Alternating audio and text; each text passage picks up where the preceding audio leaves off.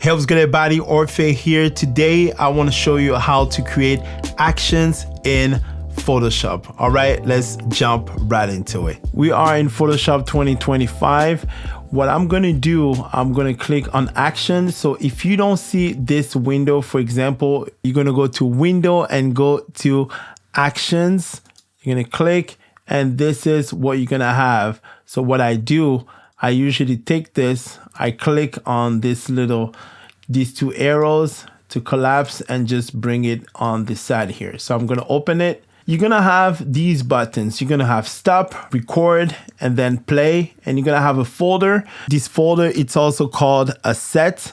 And then you're going to have your action button and your trash button if you want to remove your actions that you created. We're going to click on our set. So we're going to call it test. The reason why you want to create sets is because actions go into sets. They go into folders. You want to create sets as if there were different categories of your actions. All right. So I'm going to call it test 1. Let me call it test 1. And that's our set. And now the next thing you need to do is click on action on the plus sign. Now you're going to call it, I'm going to call it test 1. I'm going to call it test 1 full.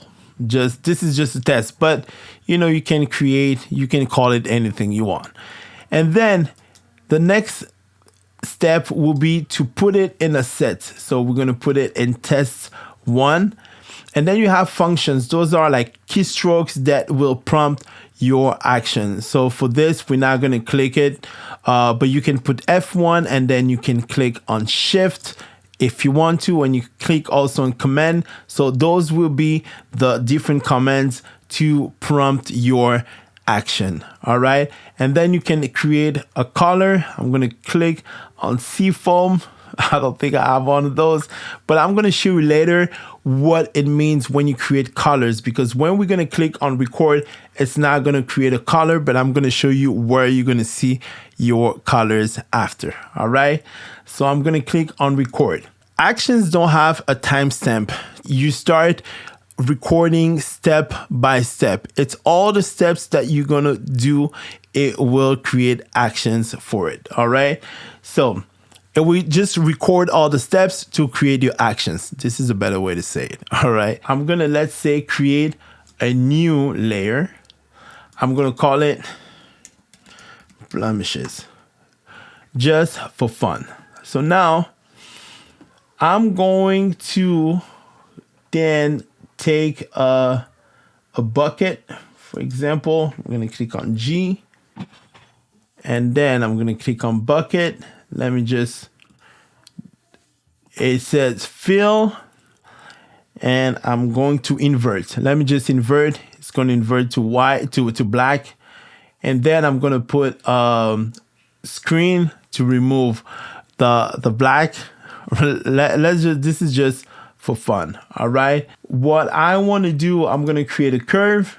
And as you can see, it simply creates everything, all the steps. And let me just do this. It's just creating all the steps. I'm going to click on red. I'm going to push the red down to have a cyan color. I'm going to introduce cyan. Let me just make my whole picture cyan just for fun. And then I'm going to go to green, push down to create magenta or purple, mostly magenta. And then I'm going to click on blue, push up to create a little bit of blue, but it will give me green.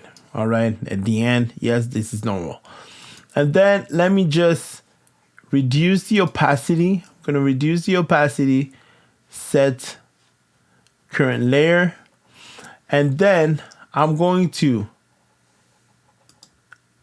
disable it and then enable it again. Show current layer. As you can see, I have all the steps recorded. And then I'm going to click on the blemishes. So now it says select layer blemishes. All right. And then I'm going to go back to curve 3. As you can see, it still records everything. And this is simple. I'm now going to click on stop. Now this is done. Since it's done, the next time you want to recreate this, it will do it automatically. All right. So we're going to remove everything.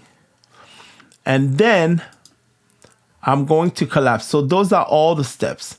So I'm going to click on test on the little arrow. And then I'm going to click on the test one full and then click on play. And voila. All right, so now let's just say that you want to create a stop to put a stop, or you want to change some values because everything went fast, but this is a different image and you want to do something different. Let's just assume this was a different image. What you can do is actually make a stop so you can change some of the values and change some of the things that you've done in your action process. So we're going to create a stop. I'm going to choose, so this is, you're going to click on the left side. You're going to see some different squares. So what you have to do is just click on find the one. So this is the curve. Yeah, this is the curve. Set curve adjustments. The reason why I know this is a curve because I see set curves, and then I'm seeing all the values that I changed. So I'm going to click on this. And now when I'm going to click on test one, I'm going to click on play.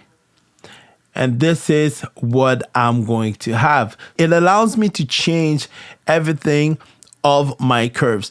Everything that was created before the curve were created. And now there was a stop at the curve so I can change all the values by myself. Because let's just assume this is a different photo and I want something different in terms of colors. So I'm going to go to my red.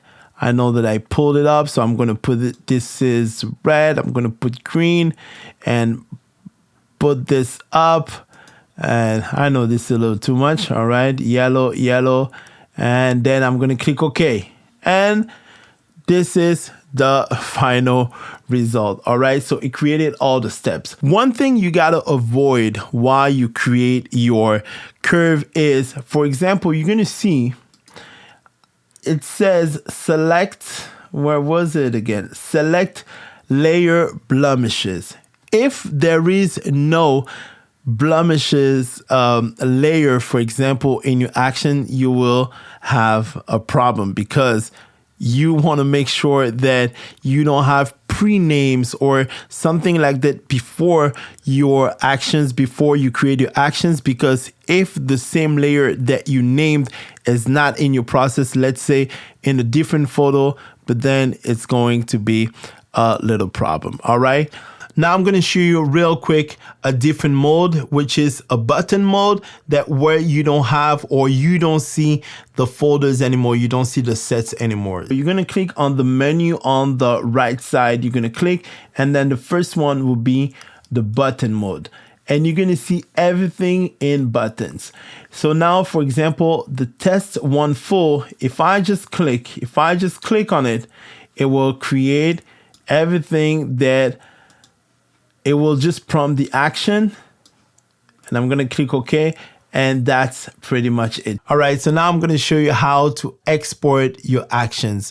The reason why you might want to do it is sometimes because you are working on two different computers, or if you want to give them away or maybe sell them. First of all, you can't export them in button mode. So the first thing you need to do if you are in button mode, to deactivate it and go select your action. You're going to select your set, and then you're going to go back to the menu and go to save actions. So I've already created something here. Let me just remove it.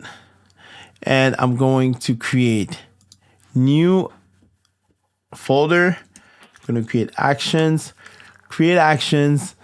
and then there's already the name here. If you want, you can erase the name. Make sure you don't erase the .atn.